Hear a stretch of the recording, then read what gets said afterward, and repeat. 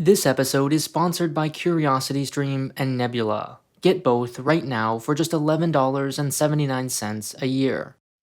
There's an unspoken, unwritten rule of internet companies that when their product or service is popular, well-liked, feels familiar, and no one is complaining about it, they must, and without prior warning, change it. When feedback is overwhelmingly negative, they must get defensive. And instead of justifying their decision on its own merits, they must say things like, you'll get used to it, or people always complain no matter what we do, or don't worry, we thought about this a lot. When these explanations, if you can call them that, only infuriate users more, when the company has little if anything to gain from sticking to its guns, it must do so anyway, just for the sake of it. Oh, and a final crucial ingredient of this corporate cluelessness is announcing the change as if everyone were asking for it, maybe with celebratory fireworks or a tone-deaf tweet.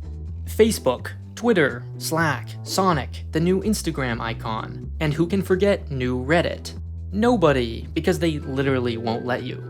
Of course, no company has mastered the art of needlessly aggravating users better than YouTube. If it isn't secretly staffed by the same geniuses at Comcast and Equifax, I'd be shocked. But if I can nominate a runner-up, it might be Netflix, a company we all desperately want to love. It saves us, on average, 160 hours of commercials a year. We associate it with all the best television. And yet, it's as if Netflix is instinctively attracted to the forbidden fruit, every 6 months or so toying with the idea of adding commercials or scheduled programming. You know, the exact things we love it for not having. In 2017, it continued this tradition, this time by replacing the familiar, well-liked, not complained about 5-star review system with a simple thumbs up or down. Now, it doesn't take a black turtleneck and a pair of blue jeans to see why this user interface sucks. Here you have a 2 to 3 hour piece of art, the culmination of years, if not decades of writing, acting, storytelling, directing. And here Netflix comes. Was it a good movie or a bad movie?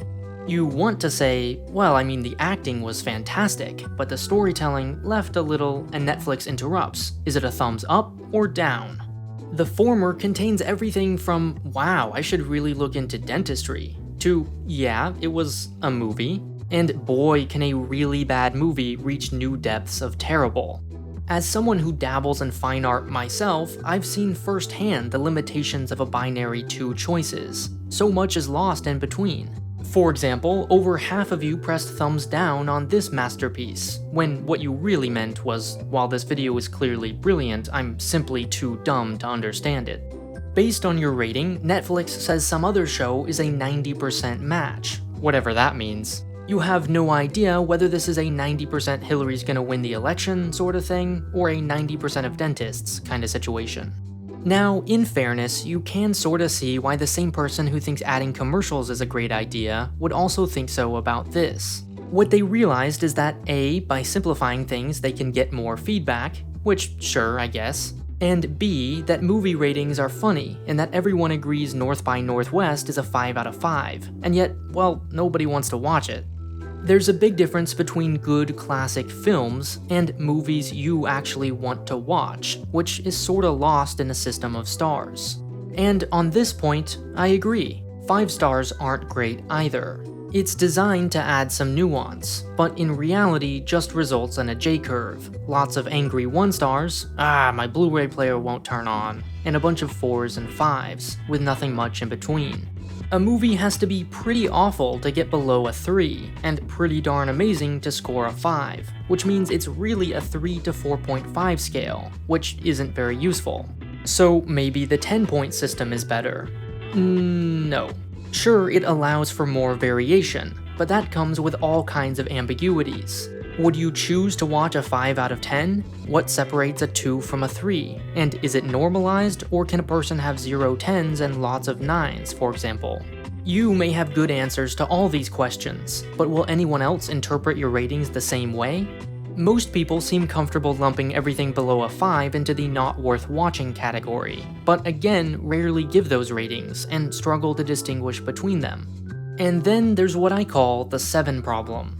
When you ask people to rate movies on a scale of 1 to 10, they always seem to give nearly every other one a 7, a spineless number which neither commits to good nor mediocre, and is just kinda there.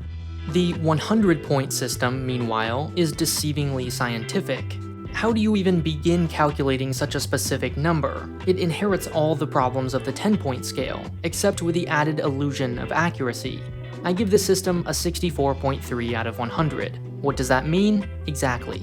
Now, I'm not British and I don't pronounce aluminum like I'm having a stroke, but in my naturally superior user interface opinion, all of these systems are abstractions.